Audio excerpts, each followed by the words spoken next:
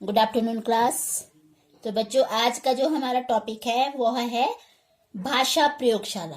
सबसे पहले तो हम इसके अर्थ को समझते हैं, इसका उपकरण, कार्य प्रणाली और महत्व, इसके बारे में हम समझते हैं। तो भाषा प्रयोगशाला होता क्या है? भाषा प्रयोगशाला में शिक्षण की प्रक्रिया कई प्रकार से आगे बढ़ती है। कभी शिक्षक अपने सामने रखे टेप के द्वारा कोई कहानी सुनाता है, कविता सुनाता है तथा अन्य रचनाएं वो देता है, और छात्र अपने अपने सीट पर बैठे शिक्षक की मेज के टेप के लिए निश्चित की को दबाकर हेडफोन द्वारा उसे सुनते हैं। कभी छात्र अपने टेबल पर रखे टेप रिकॉर्ड की सहायता से उसमें टेप की गई सामग्री को वह सुनते हैं और अपने उच्चारण एवं बोलने की गति आदि में सुधार करते हैं, और शिक्षक उनके साथ संपर्क स्थापित करके उनका मार्गदर्शन करता है। अब जो है भाषा प्रयोगशाला में विद्यार्थी का क्या स्थान है होता है कि पहला, फर्स्ट, कि हर विद्यार्थी की सहभागिता होती है। सेकंड, विभिन्न पाठों को वह सुन सकता है। थर्ड, बोलने वाली भाषा के अधिक अवसर दिए जाते हैं। और फोर्थ, भाषा दक्षता शीघ्र अर्जित की जा सकती है।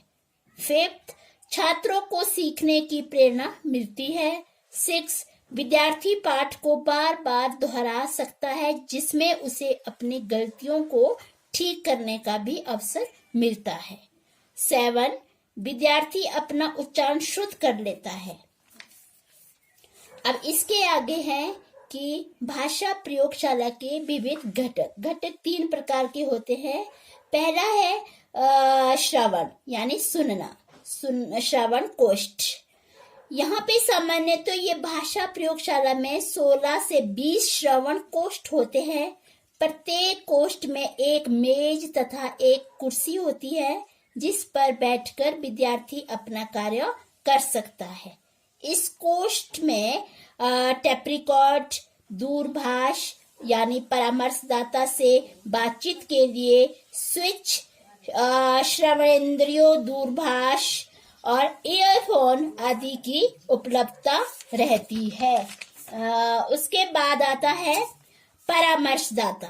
परामर्शदाता का कोष्ठ, यह एक ऐसा कक्ष होता है जिससे बैठकर परामर्शदाता विद्यालय से संपर्क करता है। इस कोष्ठ में कई टेप होते हैं। इसके अलावा इस कोष्ठ में monitoring switch, distribution switch, group call और स्विच ऑफ कॉल स्विच होते हैं। थर्ड में आता है आपका नियंत्रण कक्ष। इस कक्ष में सभी प्रकार के टेप रिकॉर्ड तथा उपकरण विद्यमान रहते हैं, ताकि पूरी प्रक्रिया पर आसानी से नियंत्रण स्थापित किया जा सके। तो बच्चों, यहाँ तक आप समझ गए होंगे। इसके आगे है भाषा प्रयोगशाला की प्रक्रिया। उपकरण भी आएगा इसमें, कार्य प्रणाली भी इसी में ही आएगा। तो क्या होता है कि श्रवण कोष्ठ में उपलब्ध सभी उपकरणों से विद्यार्थी का नियंत्रण कक्ष के माध्यम से संपर्क स्थापित रहता है। विद्यार्थी अपनी आवश्यकता के अनुसार सावधानी पूर्वक टेप का चुनाव करते हैं। अपनी आवाज को वह रिकॉर्ड करने एवं सुनने का पूरा प्रबंध रहता है। प्रत्येक कोष्ठ की 4 फुट ऊंची दीवार होती है, ताकि विद्यार्थी बिना किसी रुकावट के अपना कार्य कर सके और तथा परामर्श प्राप्त कर सके। सेकंड है परामर्शदाता। इसमें अपने कोष्ठ में बैठकर विद्यार्थियों को परामर्श देता है। मॉनिटरिंग स्विच के माध्यम से विद्यार्थी की आवाज को सुनता है और आवश्यकता महसूस होने पर उसमें सुधार भी वह करता है। डिस्ट्रीब्यूशन स्विच के माध्यम से वह विद्यार्थियों के लिए रिकॉर्ड किए गए प्रोग्राम को भी वह क्या करता है, नियंत्रित करता है। ग्रुप कॉल स्विच की सहायता से वह विशेष रूप से कार्य करने वाले विद्यार्थियों के लिए घोषणाएं भी वह करता रहता है। तीसरा है इंटरकॉम स्विच।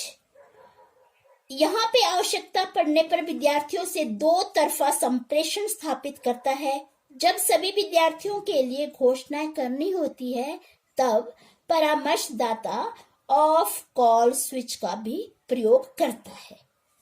अब इसके बाद आता है कि नियंत्रण कक्ष विद्यार्थियों, परामर्शदाता तथा सभी उपकरणों के मध्य नियंत्रित संपर्क स्थापित करने के लिए होता है।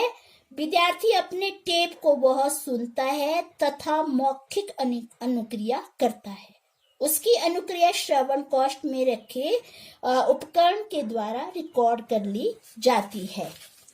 इसके बाद आता है कि विद्यार्थी अपने टेप का कई बार उपयोग कर सकता है। बार बार वह अपनी आवाज को सुन सकता है। इस प्रकार वह स्वयं भी जान सकता है कि वह उसकी अनुक्रिया उपयुक्त है कि नहीं है। अब परामर्शदाता मास्टर टेप का प्रयोग करता है।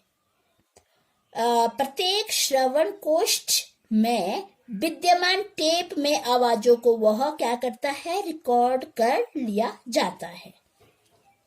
अब ये आपका जो अभी तक पढ़ाया है ये क्या था, भाषा प्रयोगशाला का उपकरण कार्य प्रणाली। अब इसके आगे है भाषा प्रयोगशाला का महत्व। पहला फर्स्ट पॉइंट है कि बार बार शुद्ध विषय वस्तु को सुनने से शुद्ध उच्चारण अधिगम में सहायता मिलती है। सेकंड है कि भाषा प्रयोगशाला से विद्यार्थियों को अभिप्रेरणा प्राप्त होती है। विद्यार्थी स्वगति से सीखता है। शब्दों के शुद्ध उच्चारण में वह उसको सहायता मिलती है, यानी वह स्वयति गति आदि का ध्यान भी रखता है, उसको भी वह सुनता है, सीखता है।